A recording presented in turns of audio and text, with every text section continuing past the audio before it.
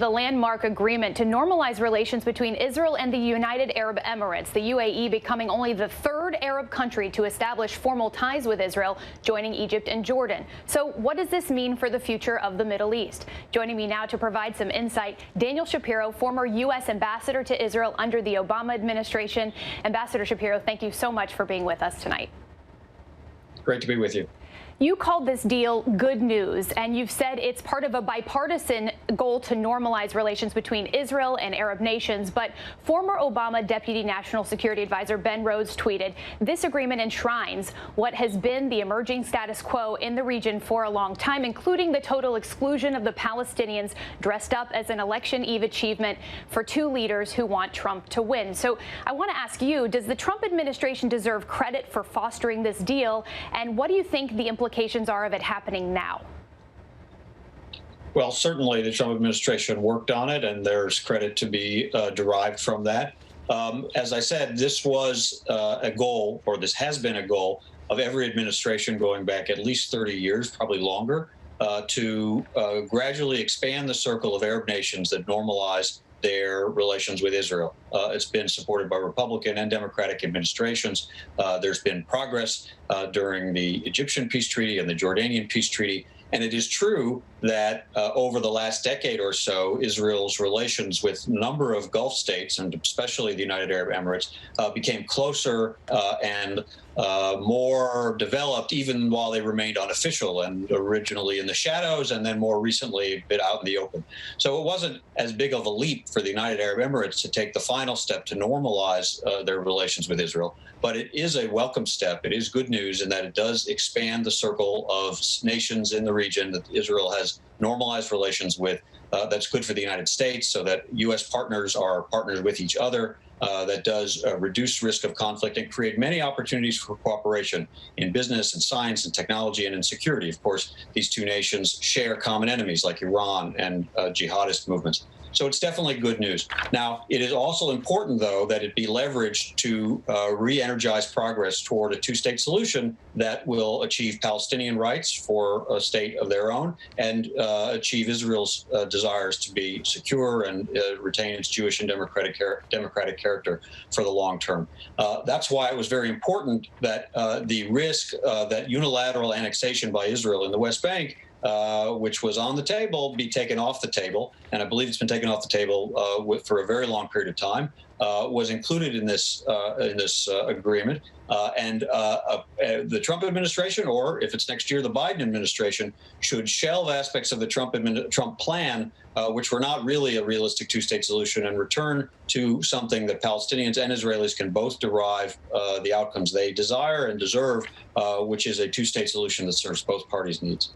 As you mentioned, the UAE and Israel have been cooperating covertly for years. So you touched on this briefly, but what are the tangible impacts that we could see this agreement having on the dynamics in the Middle East? No question that Israel and the United Arab Emirates have already been sharing intelligence and even sharing various forms of other security coordination, including some technologies, in the service of their addressing shared threats.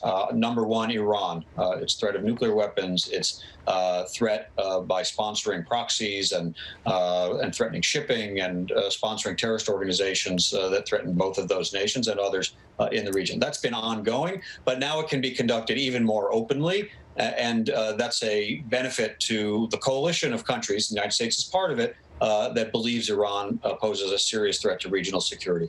But already in recent years, many Israeli companies with a range of technologies, from communications to water to energy to healthcare, particularly relevant during the time of COVID-19, have found business opportunities in the United Arab Emirates, first sort of behind the scenes, and now that can be conducted openly. And it lowers the barriers for other forms of cultural exchange, academic exchange, athletic exchanges, tourism, travel in both directions. That's something that, frankly, Israel has not fully achieved in its peace treaties with Egypt and Jordan, which are relatively cold pieces between leaders that don't have much of a people-to-people aspect. This agreement to normalize relations, I believe, represents two countries that are prepared to go quite a bit further because they see real opportunities to expand their cooperation in all those fields. The Trump administration said yesterday that they expect that other Arab nations could follow suit. And do you think this could have a domino effect? All eyes seem to be trained squarely on Saudi Arabia. I do think it is possible that other Gulf states will follow the UAE's lead. More likely, Bahrain and Oman would be early candidates. They have certainly already had some engagements with Israeli leaders in unofficial ways, but they seem further along on the path toward normalization. Saudi Arabia would be obviously the most influential of the Saudi states. I think it's less likely that that will happen soon. There's a lot of resistance to this notion in Saudi society. There's a Saudi leadership that includes both a young, very iconoclastic crown prince, but also an older and more traditional king. And they may not be on exactly the same page on this issue. So that may not happen immediately, but that should also be part of this goal. But again, these are steps that from which Israel and the states that normalize with it can derive benefit. The United States can derive benefit. But if it's leveraged and used as a basis for further progress, first by shelving annexation and then by re-energizing diplomacy, it can actually increase the likelihood of achieving a two-state solution that serves Palestinians' needs. Palestinians may feel unhappy about this agreement today, but if it's used properly, it actually can work out for their interests as well. Israel has agreed to temporarily halt its planned annexation of parts of the West Bank. You've praised this. Given that Prime Minister Benjamin Netanyahu is already facing increased pressure from the right-wing parties, how long do you think this can actually hold?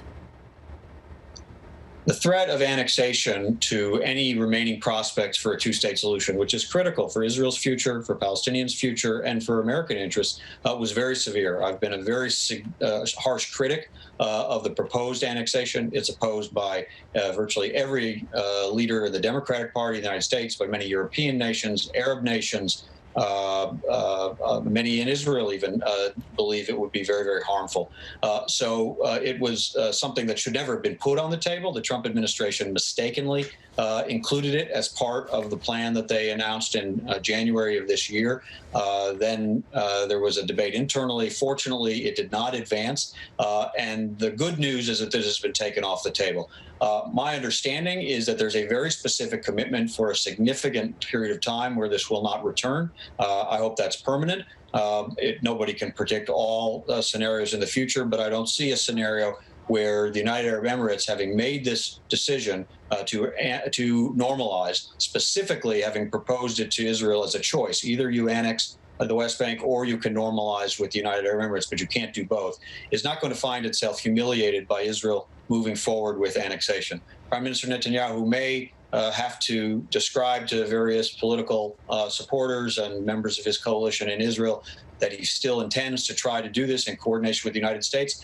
I don't see any prospect that he will be able to do that for the remainder of the Trump administration, and I see zero prospect that it would happen in a Biden administration. So for the time being, annexation is off the table. I hope it's buried. I hope we don't see it return. I hope we return instead to realistic negotiations on a two-state solution that serves both Palestinians and Israelis' needs. And speaking of that, the Palestinian Authority has slammed this deal, saying that this is just a move that rewards Israel for occupation. So what does this mean for Palestinian relations, both with Israel and the Arab world writ large? And how could this affect any efforts to restart the stalled Israeli-Palestinian peace process?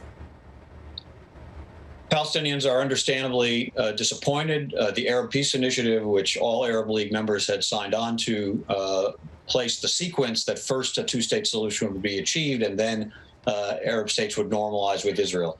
And obviously the UAE has chosen to act separate from that sequence, and other nations may be considering doing the same. So that may be frustrating to Palestinians. There doesn't mean that opportunities are lost. It certainly means in one case a very big risk has been removed, the risk of annexation. But the Palestinians still have an opportunity to work with the United States. I hope it'll be in a Biden administration, and with Arab nations to re-energize, to build on this announcement as a basis for a broader circle of countries in the region that want to work together, that do want to see Israel and a state of Palestine living in peace with one another. They can't stay on the sidelines. They are going to have to get involved. Too often, the Palestinians have sat out of negotiations or walked away from negotiations, and that has, in some degree, caused some Arab states, the UAE perhaps among them, to lose patience and decide they want to move forward on their interests. Doesn't mean the Palestinians are solely to blame. They have plenty of responsibility. Israel has responsibility for failed negotiations, and ultimately the United States is going to need to be the sponsor of a renewed and vigorous diplomatic effort to get back to talking about two states. So Palestinians, I'm not surprised, are feeling unhappy and betrayed by this decision today. But I hope they will look beyond the immediate feelings and see the opportunities. First, the good news of shelving annexation, and then the opportunities if they can work with Arab states and the United States on a renewed diplomatic effort toward two states. Ambassador Shapiro, thank you so much for sharing your insight with us. We really appreciate it. Thank you so much. Hi, everyone. George Stephanopoulos here. Thanks for checking out the ABC News YouTube channel. If you'd like to get more videos, show highlights, and watch live event coverage, click on the right over here to subscribe to our channel. And don't forget to download the ABC News app for breaking news alerts. Thanks for watching.